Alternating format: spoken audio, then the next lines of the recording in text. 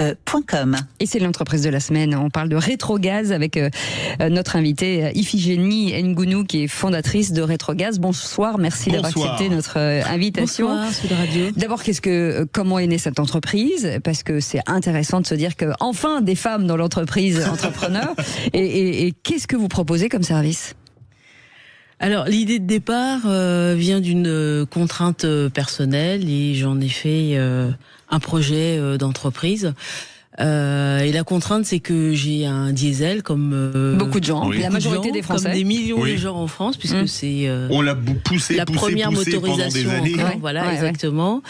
Et depuis quelques années, effectivement, on diabolise le diesel et la seule solution aujourd'hui proposée, c'est la casse. Et moi, je trouvais que c'était totalement écocide de jeter un véhicule à la casse à l'heure du réparable, où l'ADEME prône effectivement rénovation, réparation. Et je me suis dit, il y a peut-être quelque chose à faire. Et pourquoi est-ce qu'on ne verdirait pas également les véhicules ? Alors, quand on parle rétrofit, on va le faire tout à l'heure d'ailleurs avec Mobiliance, on pense rétrofit électrique. Vous, c'est différent. Vous rétrofitez des véhicules diesel au gaz, au GPL, donc a priori, mais on va rentrer dans les détails. Comme dirait Michel Chevalet, comment ça marche ? Effectivement, alors moi j'ai fait un clin d'œil par rapport au rétrofit, c'est pour ça que j'ai appelé mon entreprise Rétrogaz, pour dire que nous on est vraiment dans le gaz. Alors comment ça marche ? Et que vous n'êtes pas dans le rétroviseur, c'est pour ça. Voilà. Exactement. Alors comment ça marche ? C'est tout simple en fait, on est vraiment dans la rénovation, le recyclage pur et dur, c'est-à-dire qu'on n'enlève absolument rien du véhicule. C'est ça c'est surprenant. Voilà, même pas une vis. En fait, on vient créer un système parallèle à côté, dédié au gaz. Et le supplément d'âme réside dans le fait qu'on va venir leurrer le moteur diesel en lui faisant croire qu'il roule 100% au gasoil, alors qu'en fait on intercepte l'information, on la coupe et on injecte du gaz. Voilà. Ça veut dire que comme à l'époque il faut une bonbonne quelque part Alors effectivement, le système parallèle, il vient avec un jeu d'un deuxième réservoir, des injecteurs gaz et un deuxième calculateur gaz. Et c'est ce calculateur qui va venir commander le premier calculateur gasoil. Calculateur d'origine. C'est vous qui avez mis ça au point. Vous êtes inspiré de la technologie GPL où on a un deuxième réservoir à côté du siphon à essence. Vous avez un siphon pour le GPL. Ça a été votre modèle de travail au départ ? Voilà, exactement. C'est-à-dire que moi, venant d'un constructeur automobile, donc on peut dire vous avez fait toute votre carrière entre PSA et Renault, c'est ça ? Voilà, exactement. Donc du coup, j'ai pensé masse, parce que je me suis dit, pour que ça marche, il faut que ce soit adressable au plus grand nombre, quelle que soit la marque, quel que soit le kilométrage et quel que soit l'âge du véhicule. Une fois qu'on a dit ça, on se dit maintenant il faut que ce soit accessible financièrement. C'est ça. Parce qu'en fait l'écueil du véhicule électrique. Donc moi je me positionne parce qu'un rétrofit qui coûte 3 fois le prix de la voiture, c'est pas la peine. Voilà. Alors moi je suis pas contre l'électrique, c'est pas une.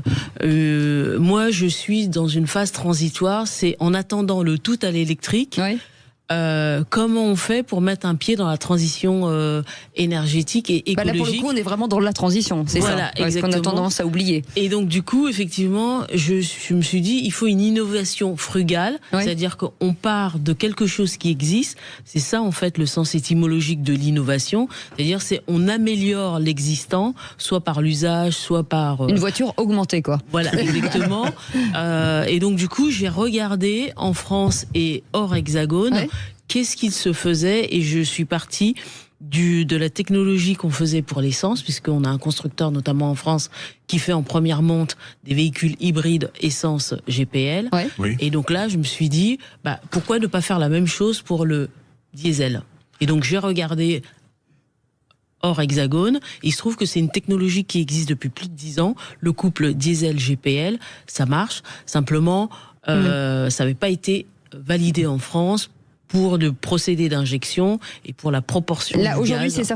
c'est certifié donc ? Alors moi, je suis fière de dire que nous avons travaillé main dans la main avec le ministère de la Transition écologique qui a validé notre procédé, effectivement, et on a un arrêté qui encadre notre activité. Vous l'avez dit, le diesel, ça a duré pendant des décennies en France. Est-ce qu'on peut rétrofiter tous les moteurs, les vieux moteurs à injection indirecte et les moteurs plus récents à injection directe, avec ou sans rame commune, on peut rétrofiter tous les moteurs diesel ? Alors, oui, notre solution est universelle. Ça, et je vous dirais que c'est comme pour la cuisine. Plus le véhicule est ancien, et meilleur c'est. C'est comme une vieille marmite. Moi, c'est terrible. Me parler de cuisine à 19h41 après avoir dit le mot frugal, c'est une torture. Elle a parlé de vieille marmite en vous parlant. Déjà, elle vous connaît bien. Mais je ne suis pas sourd comme un pont. Est-ce que on l'adapte à tous les véhicules ? Parce que est-ce que quand on a une petite voiture diesel, puisqu'il faut mettre un autre réservoir, est-ce que c'est possible quand même ? Alors oui, effectivement, c'est adaptable à tous les véhicules. Donc aujourd'hui, nous, on loge le réservoir, le deuxième réservoir, à la place de la roue de secours, donc ce qui permet au propriétaire de garder l'entièreté de son coffre. Et si jamais il n'y a pas d'emplacement de roue de secours, alors la loi nous permet de le mettre sous le châssis dès lors qu'il y a au moins 40 cm de garde-sol. Ah oui, donc un véhicule plutôt... En matière d'autonomie, en gaz, enfin j'imagine que ça dépend des voitures, mais l'autonomie c'est quoi avec un plein gaz ? Alors il faut savoir qu'avec 1 litre de GPL, vous parcourez 10 km. D'accord. Donc en fonction des modèles de véhicules, donc évidemment la taille du réservoir va changer. Nous aujourd'hui, on appose des réservoirs qui vont de 34 litres à pour les véhicules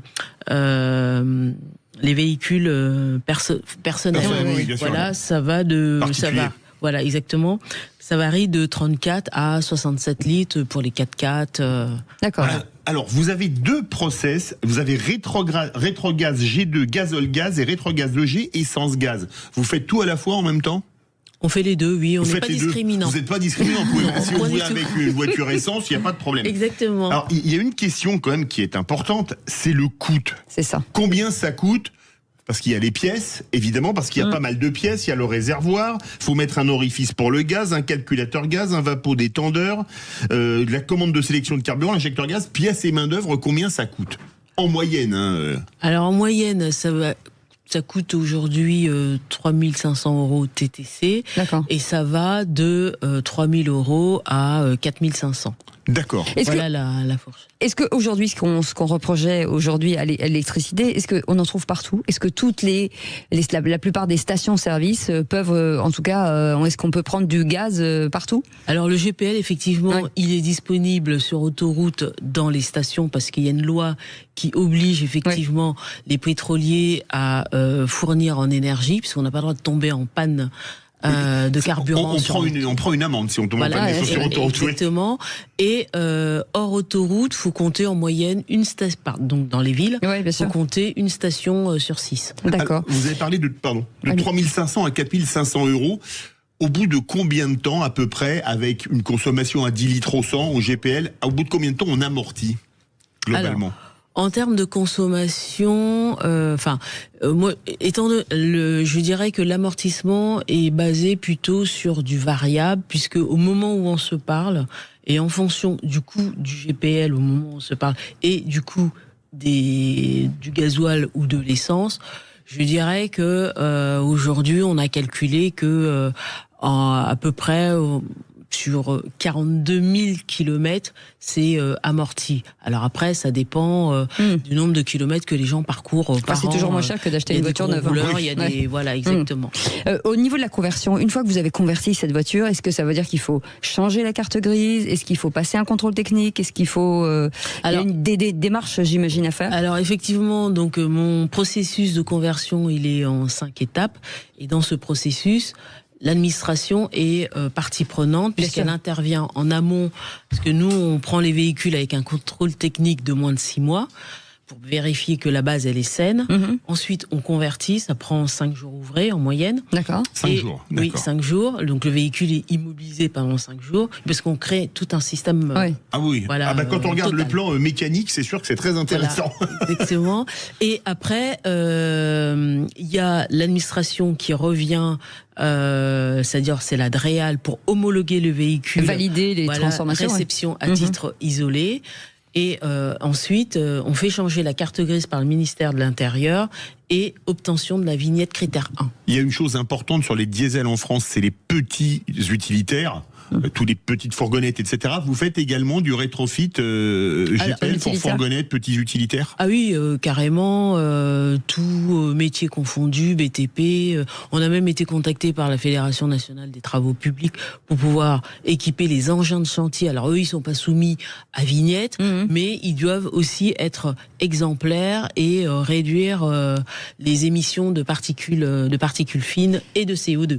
Pour les gens qui veulent changer de voiture, carrément changer de voiture, de se dire on rétro-gaz ma voiture, on rétro-gaz ma voiture, est-ce que ça a un impact sur le prix?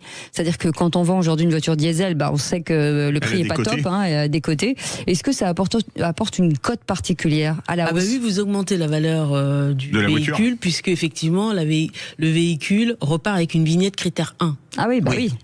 Et une question, vous avez des installateurs partout en France, parce que j'ai pas vu d'enseigne rétrogaz, c'est dans certains garages, comment ça se passe pour faire équiper les véhicules? Alors nous, notre solution, elle a été homologuée l'année dernière. Donc aujourd'hui, effectivement, donc on est installé en région parisienne, dans le 91, et on commence le déploiement. On travaille avec des partenaires parce qu'on veut mettre en place un réseau de franchise. Faudra une formation particulière pour les pour certains ateliers. Il faut 5 jours de formation. D'accord. Donc il faut avoir une bonne base mécanique. Alors je dirais plus que mécanique, parce qu'en fait il faut s'y connaître en motorisation, en mécanique, en soudure. Ah oui. Ça s'adresse à de toute façon des professionnels. Oui, un particulier ne peut pas le faire. Non. Non. Merci beaucoup. Merci ça s'appelle beaucoup. Rétrogaz. Merci beaucoup. Et notre invitée, Iphigénie Ngounou, qui est fondatrice justement de Rétrogaz. On peut aller voir sur Internet, j'imagine. Oui, bien sûr. Bien entendu. Merci en tout cas d'avoir accepté notre invitation. Et puis on va vous traiter aussi le rétrofit. Formation et conditions, station avec un s-e.com. Et c'est l'entreprise de la semaine. On parle de Rétrogaz avec notre invitée Iphigénie Ngounou, qui est fondatrice de Rétrogaz. Bonsoir, merci d'avoir accepté notre invitation. Bonsoir, Sud Radio. D'abord, comment est née cette entreprise? Parce que c'est intéressant de se dire que enfin des femmes dans l'entreprise entrepreneur. Et qu'est-ce que vous proposez comme service? Alors, l'idée de départ vient d'une contrainte personnelle, et j'en ai fait un projet d'entreprise. Et la contrainte, c'est que j'ai un diesel comme beaucoup de gens, la majorité des Français, comme des millions de gens en France, puisque c'est on l'a poussé première motorisation pendant des années. Encore, voilà, exactement. Et depuis quelques années, effectivement, on diabolise le diesel, et la seule solution aujourd'hui proposée, c'est la casse. Et moi, je trouvais que c'était totalement écocide de jeter un véhicule à la cosse à l'heure du réparable, où l'ADEME prône effectivement rénovation, réparation, et je me suis dit il y a peut-être quelque chose à faire, et pourquoi est-ce qu'on ne verdirait pas également les véhicules? Alors, quand on parle rétrofit, on va le faire tout à l'heure d'ailleurs avec Mobiliance, on pense rétrofit électrique. Vous, c'est différent. Vous rétrofitez des véhicules diesel au gaz, au GPL, donc a priori, mais on va rentrer dans les détails. Comme dirait Michel Chevalet, comment ça marche? Effectivement, alors moi j'ai fait un clin d'œil par rapport au rétrofit, c'est pour ça que j'ai appelé mon entreprise Rétrogaz, pour dire que nous on est vraiment dans le gaz. Alors comment ça marche? Et que vous n'êtes pas dans le rétroviseur, c'est pour ça. Voilà. Exactement. Alors comment ça marche? C'est tout simple en fait, on est vraiment dans la rénovation, le recyclage pur et dur, c'est-à-dire qu'on n'enlève absolument rien du véhicule. C'est ça c'est surprenant. Voilà, même pas une vis. En fait, on vient créer un système parallèle à côté, dédié au gaz. Et le supplément d'âme réside dans le fait qu'on va venir leurrer le moteur diesel en lui faisant croire qu'il roule 100% au gasoil, alors qu'en fait on intercepte l'information, on la coupe et on injecte du gaz. Voilà. Ça veut dire que comme à l'époque il faut une bonbonne quelque part Alors effectivement, le système parallèle, il vient avec un jeu d'un deuxième réservoir, des injecteurs gaz et un deuxième calculateur gaz, et c'est ce calculateur qui va venir commandé le premier calculateur gasoil. Calculateur d'origine. C'est vous qui avez mis ça au point. Vous êtes inspiré de la technologie GPL où on a un deuxième réservoir à côté du siphon à essence. Vous avez un siphon pour le GPL. Ça a été votre modèle de travail au départ. Voilà, exactement. C'est-à-dire que moi, venant d'un constructeur automobile, donc on peut dire vous avez fait toute votre carrière entre PSA et Renault, c'est ça? Voilà, exactement. Ouais. Donc du coup, j'ai pensé masse, parce que je me suis dit, pour que ça marche, il faut que ce soit adressable au plus grand nombre, quelle que soit la marque, quel que soit le kilométrage et quel que soit l'âge du véhicule. Une fois qu'on a dit ça, on se dit maintenant il faut que ce soit accessible financièrement. C'est ça. Oui. Parce qu'en fait l'écueil du véhicule électrique. Donc moi je me positionne parce qu'un rétrofit qui coûte 3 fois le prix de la voiture, c'est pas la peine. Voilà. Alors moi je suis pas contre l'électrique, c'est pas une.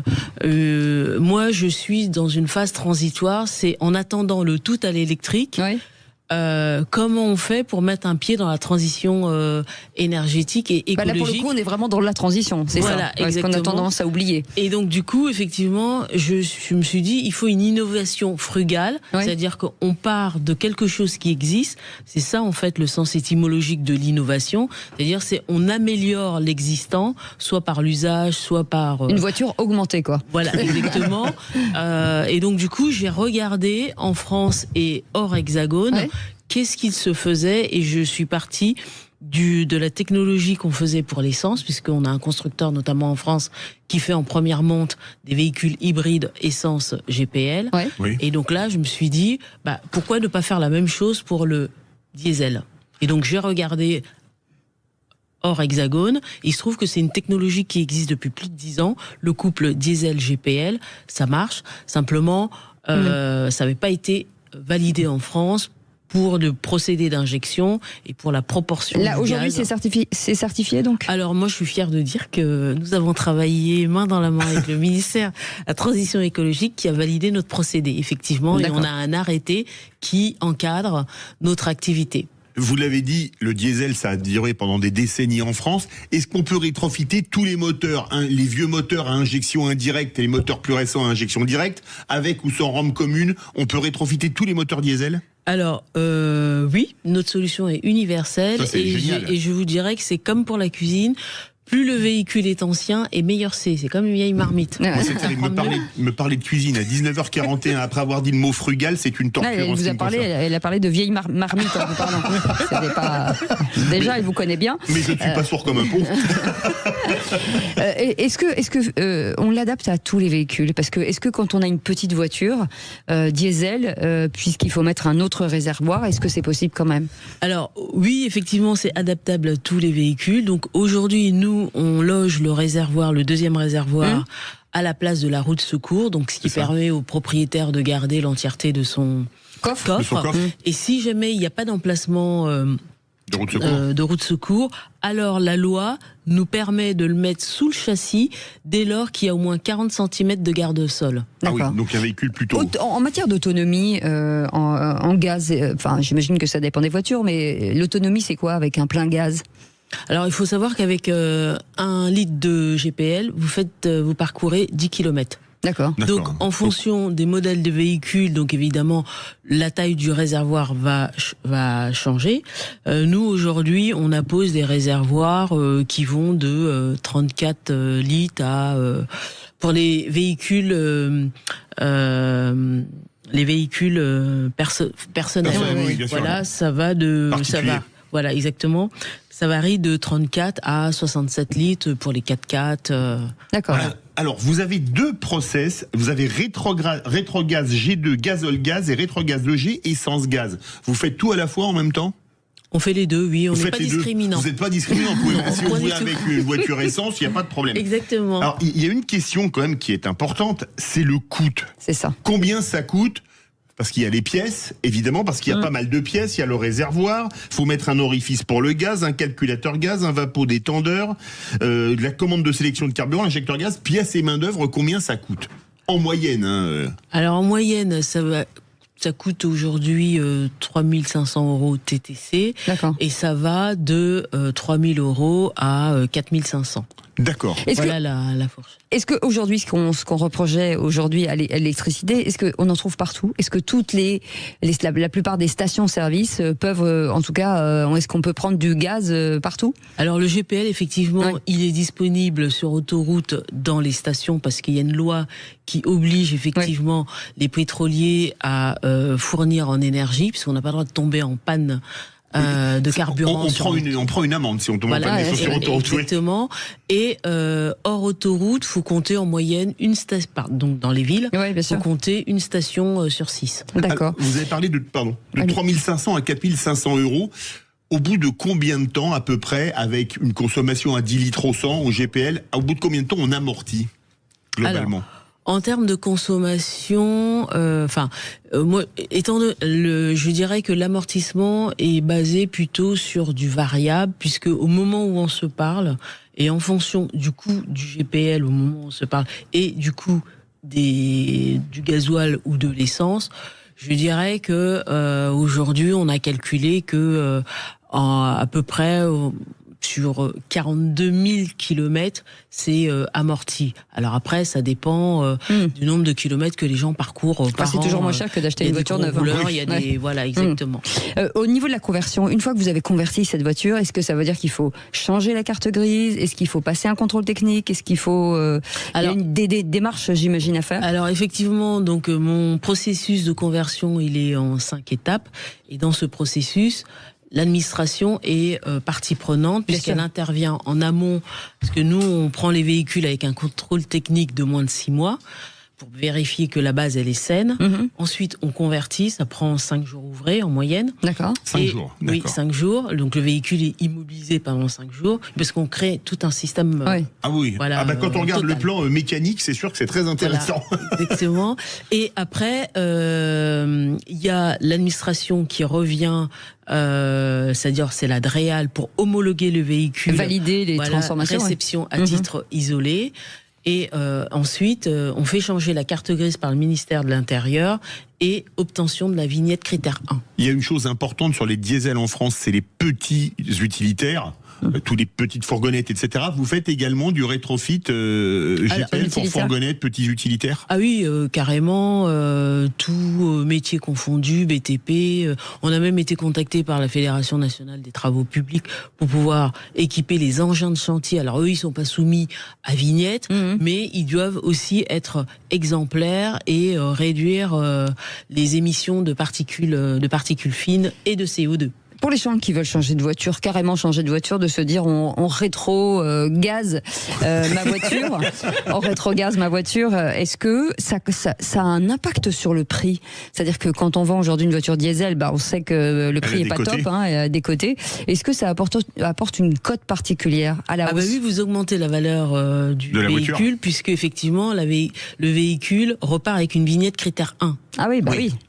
Et une question, vous avez des installateurs partout en France, parce que j'ai pas vu d'enseigne rétrogaz, c'est dans certains garages, comment ça se passe pour faire équiper les véhicules? Alors nous, notre solution, elle a été homologuée l'année dernière. Donc aujourd'hui, effectivement, donc on est installé en région parisienne, dans le 91, et on commence le déploiement. On travaille avec des partenaires parce qu'on veut mettre en place un réseau de franchise. Faudra une formation particulière pour les pour certains ateliers. Il faut 5 jours de formation. D'accord. Donc il faut avoir une bonne base mécanique. Alors je dirais plus que mécanique, parce qu'en fait il faut s'y connaître en motorisation, en mécanique, en soudure. Ah oui. Ça s'adresse à de toute façon des professionnels. Oui, un particulier ne peut pas le faire. Non. Non.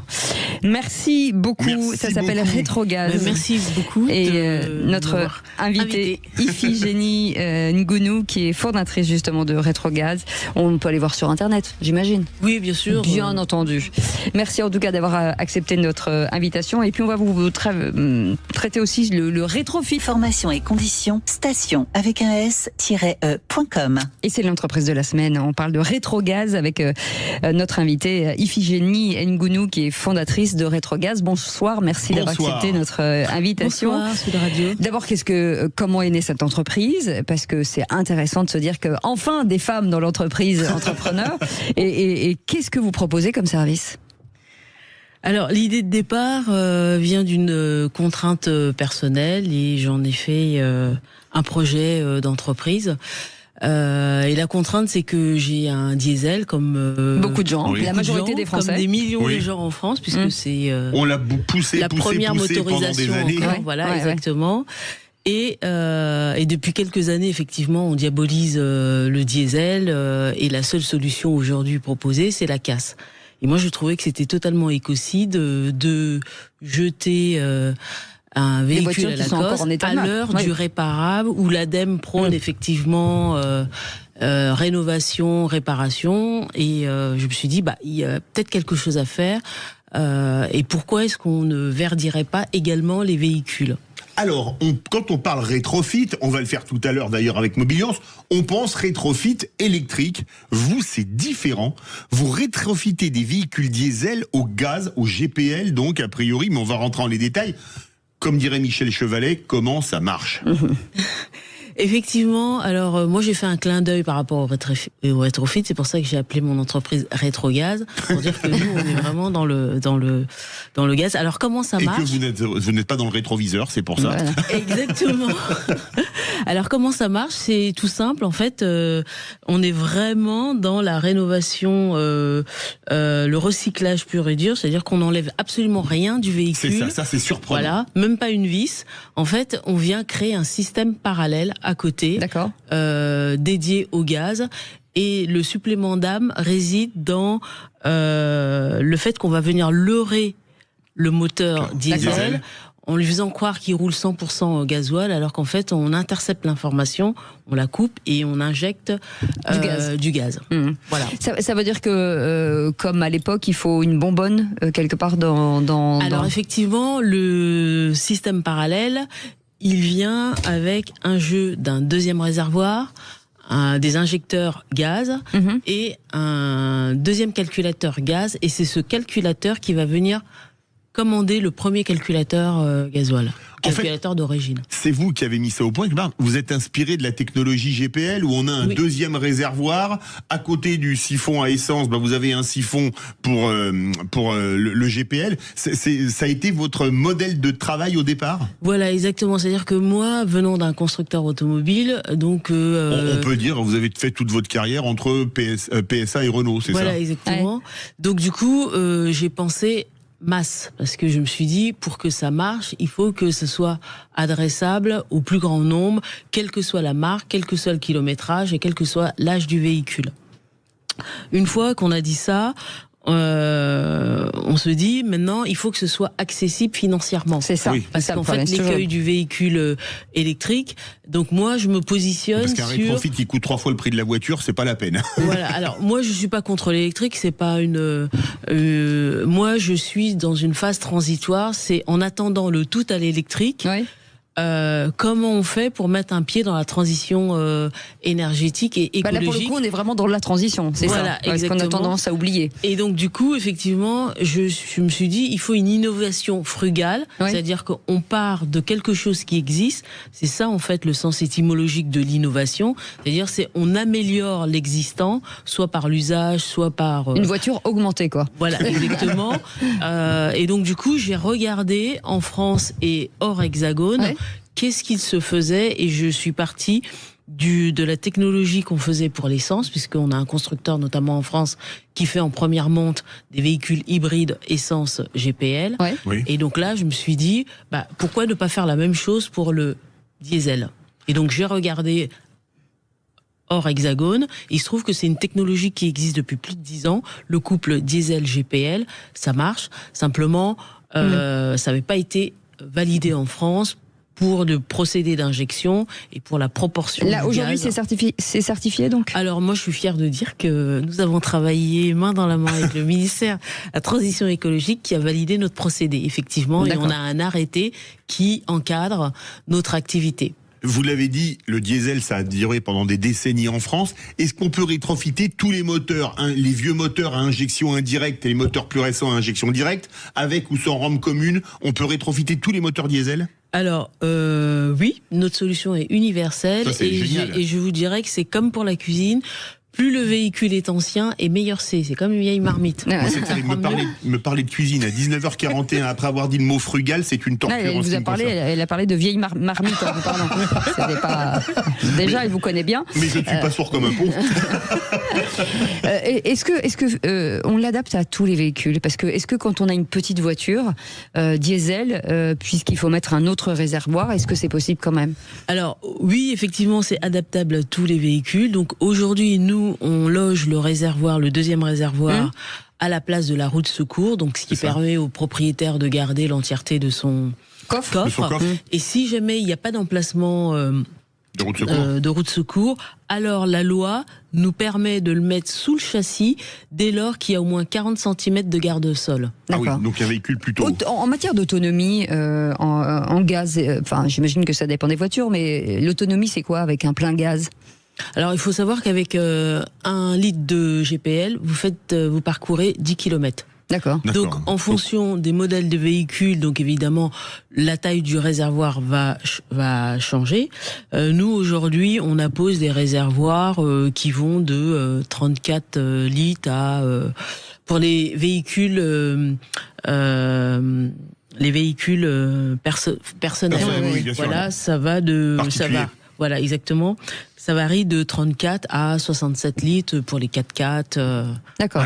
Alors, vous avez deux process. Vous avez rétrogaz G2 gazole gaz et rétrogaz EG essence gaz. Vous faites tout à la fois en même temps? On fait les deux, oui. On n'est pas discriminant. Vous n'êtes pas discriminant. Si vous voulez avec une voiture essence, il n'y a pas de problème. Exactement. Alors, il y a une question quand même qui est importante, c'est le coût. C'est ça. Combien ça coûte? Parce qu'il y a les pièces, évidemment, parce qu'il y a pas mal de pièces, il y a le réservoir, faut mettre un orifice pour le gaz, un calculateur gaz, un vapodétendeur, la commande de sélection de carburant, l'injecteur gaz, pièces et main d'œuvre, combien ça coûte? En moyenne. Alors en moyenne, ça coûte aujourd'hui 3 500 € TTC. D'accord. Et ça va de 3 000 € à 4 500. D'accord. Voilà la fourchette. Est-ce qu'aujourd'hui, ce qu'on reprochait aujourd'hui à l'électricité, est-ce qu'on en trouve partout? Est-ce que la plupart des stations-service peuvent, en tout cas, est-ce qu'on peut prendre du gaz partout? Alors le GPL, effectivement, il est disponible sur autoroute dans les stations parce qu'il y a une loi qui oblige effectivement les pétroliers à fournir en énergie, puisqu'on n'a pas le droit de tomber en panne de carburant. On prend une amende si on tombe en panne sur autoroute. Exactement.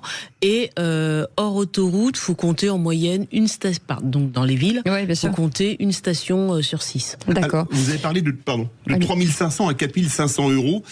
Au bout de combien de temps à peu près, avec une consommation à 10 litres au 100 au GPL, au bout de combien de temps on amortit globalement? Alors, en termes de consommation, moi, je dirais que l'amortissement est basé plutôt sur du variable, puisque au moment où on se parle, et en fonction du coût du GPL au moment où on se parle, et du coût du gasoil ou de l'essence, je dirais que aujourd'hui, on a calculé que à peu près sur 42 000 kilomètres, c'est amorti. Alors après, ça dépend du nombre de kilomètres que les gens parcourent par an. C'est toujours moins cher que d'acheter une voiture neuve. Il y a des voilà, exactement. Au niveau de la conversion, une fois que vous avez converti cette voiture, est-ce que ça veut dire qu'il faut changer la carte grise? Est-ce qu'il faut passer un contrôle technique? Est-ce qu'il faut il y a des démarches, j'imagine, à faire? Alors effectivement, donc mon processus de conversion, il est en 5 étapes, et dans ce processus, l'administration est partie prenante puisqu'elle intervient en amont, parce que nous, on prend les véhicules avec un contrôle technique de moins de 6 mois pour vérifier que la base, elle est saine. Ensuite, on convertit, ça prend 5 jours ouvrés en moyenne. D'accord. 5 jours. Oui, 5 jours. Donc le véhicule est immobilisé pendant 5 jours, parce qu'on crée tout un système. Ah oui. Voilà, quand on regarde le plan mécanique, c'est sûr que c'est très intéressant. Voilà, exactement. Et après, il y a l'administration qui revient, c'est-à-dire c'est la DREAL pour homologuer le véhicule, valider les transformations, réception à titre isolé. Et ensuite, on fait changer la carte grise par le ministère de l'Intérieur, et obtention de la vignette critère 1. Il y a une chose importante sur les diesels en France, c'est les petits utilitaires. Tous les petites fourgonnettes, etc. Vous faites également du rétrofit GPL pour fourgonnettes, petits utilitaires? Ah oui, carrément, tout métier confondu, BTP. On a même été contacté par la Fédération nationale des travaux publics pour pouvoir équiper les engins de chantier. Alors eux, ils sont pas soumis à vignette, mais ils doivent aussi être exemplaires et réduire les émissions de particules fines et de CO2. Pour les gens qui veulent changer de voiture, carrément changer de voiture, de se dire on rétro-gaz ma voiture, on rétro-gaz ma voiture, est-ce que ça a un impact sur le prix? C'est-à-dire que quand on vend aujourd'hui une voiture diesel, on sait que le prix est pas top, elle a des côtés. Est-ce que ça apporte une cote particulière à la hausse? Oui, vous augmentez la valeur du véhicule, puisque effectivement le véhicule repart avec une vignette critère 1. Ah oui, oui. Et une question, vous avez des installateurs partout en France, parce que j'ai pas vu d'enseigne rétrogaz, c'est dans certains garages, comment ça se passe pour faire équiper les véhicules? Alors nous, notre solution, elle a été homologuée l'année dernière. Donc aujourd'hui, effectivement, donc on est installé en région parisienne, dans le 91, et on commence le déploiement. On travaille avec des partenaires parce qu'on veut mettre en place un réseau de franchise. Faudra une formation particulière pour les. Oui, pour certains ateliers. Il faut 5 jours de formation. D'accord. Donc il faut avoir une bonne base mécanique. Alors je dirais plus que mécanique, parce qu'en fait il faut s'y connaître en motorisation, en mécanique, en soudure. Ah oui. Ça s'adresse à de toute façon des professionnels. Oui, un particulier ne peut pas le faire. Non. Non. Merci beaucoup. Merci ça s'appelle beaucoup. Rétrogaz. Merci beaucoup. Et notre invitée, Iphigénie Ngounou, qui est fondatrice justement de Rétrogaz. On peut aller voir sur Internet, j'imagine. Oui, bien sûr. Bien entendu. Merci en tout cas d'avoir accepté notre invitation.